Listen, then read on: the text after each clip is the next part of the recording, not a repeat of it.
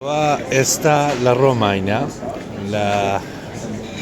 پانسیۆنی پێدەێن ئەو شوێنە معبەدی عالی هەیە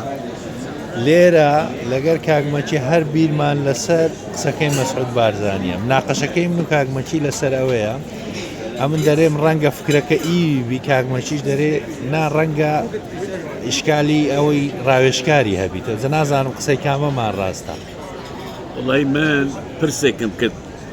ئەم بەیانە تەلەفۆنێکم کرد و بارزان وتمەرێ ئەم بیرروکە گەورەیە لەکوێ هاتووە دابەشکردنی 1 ملیۆن نان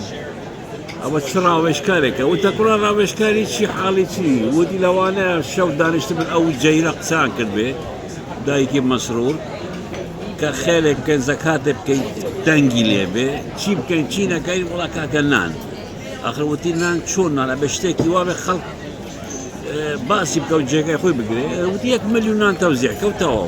ئیتر بیرۆکەکە لەوە هاتووە لە جەیرایە وا بزانم وایان وت لە بارزان بەبنیان ناکاگمەچیانی من تەسەوەر دەکەم ئەو فکرە قۆڕانە ئیلەی مەسعود بارزانیە ئای خۆیانە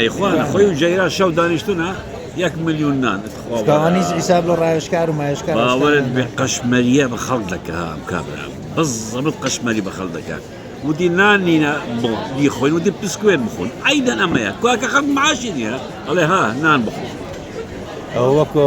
بە ئاوی عەمام خێری بکات پارەی دزی وڵی ئەم کابرایە لە قۆڵمان نابێتەوە کاکە خەتای ڕەنی خەتای کێیە